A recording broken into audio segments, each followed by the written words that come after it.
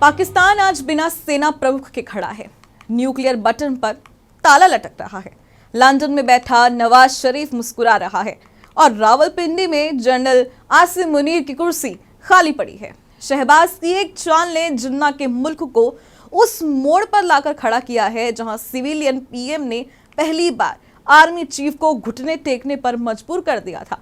लेकिन इतिहास गवाह है, पाकिस्तान में जो कुर्सी खाली होती है वो खून से ही भरती है। अब सवाल सिर्फ ये नहीं है कि मुनीर सीडीएफ बनेगा या नहीं, सवाल तो ये भी है कि अगला कत्ल किसका होगा। खेल अभी बाकी है और बहुत खूनी खेल अभी बाकी है। नमस्कार, मैं हूं कोमल पवार और आप देख रहे हैं पंजाबकेसरी.com। पाकिस्तान की सियासत में भूचाल आ गया है। प्रधानमंत्री शहबाज शरीफ ने बहरीन से लंदन का रुख कर सेना प्रमुख जनरल आसिम मुनीर को चीफ ऑफ डिफेंस स्टाफ यानी कि सीडीएफ बनाने वाली अधिसूचना पर हस्ताक्षर करने से वो बच गए हैं। मुनीर का सीओएस कार्यकाल 30 नवंबर को समाप्त हो चुका और अब देश बिना किसी सक्रिय नेता और सक्रिय सेना प्रमुख के संवैधानिक संकट में फंस गया है। संयुक्त राष्ट्र ने चेतावनी दी है कि अदालतों की ताकत को कमजोर ना किया जाए, वरना लोकतंत्र खतरे में पड़ जाएगा।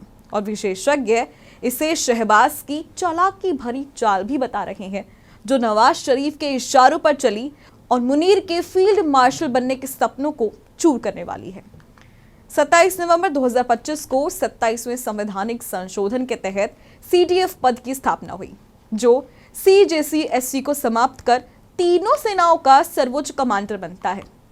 मुनीर को 5 साल का कार्यकाल और फील्ड मार्शल रैंक मिलने की उम्मीद थी, लेकिन 30 नवंबर को उनका सीओएस कार्यकाल खत्म होने पर सरकार को नई अधिसूचना जारी कर दी थी। शहबाज ने हस्ताक्षर टाल दिए और पूर्व एनएसएबी सदस्य तिलक दावेश्वर ने कहा है कि शहबाज जानबूझकर लंदन भागे ताकि अधिसूचना पर साइन न करना पड़े। वो परिणामों से आखिरकार बचना ही चाहते हैं और 1 दिसंबर को शहबाज लंदन पहुंच चुके हैं। वहीं रक्षा मंत्री ख्वाजा आसिफ ने कहा है कि प्रक्रिया शुरू हो चुकी है, पीएम लौटने पर अधिसूचना जारी होगी, लेकिन विपक्ष ने इसे सेना पर कंट्रोल खोने का सबूत बता दिया है। जी हाँ, साल 2024 के आर्मी एक्ट से सीओएस कार्यकाल 5 साल का हो गया है, लेकिन सीडीएफ के लिए नई अधिसूचना जरूरी है और देरी से पाकिस्तान बिना सेना प्रमुख हो गया, जो न्यूक्लियर स्ट्रैटेजिक फोर्सेस को प्रभावित कर सकता है। और देवाशर ने चिताया है कि यह बहुत गंदी स्थिति है। मुनीर के बिना न्यूक्लियर कमांडर लीडरलेस हो गया है और भारत के साथ तनाव बढ़ सकता है।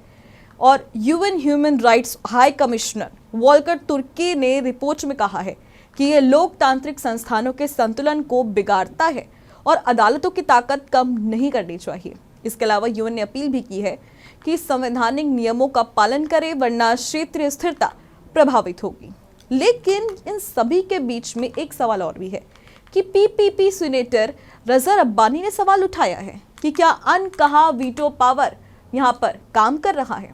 साल 2024 के आर्मी एक्ट से सीओएस कार्यकाल 5 साल का हो गया, लेकिन सीडीएफ के लिए नई अधिसूचना जरूरी है और देरी से पाकिस्तान बिना सेना प्रमुख के हो गया है।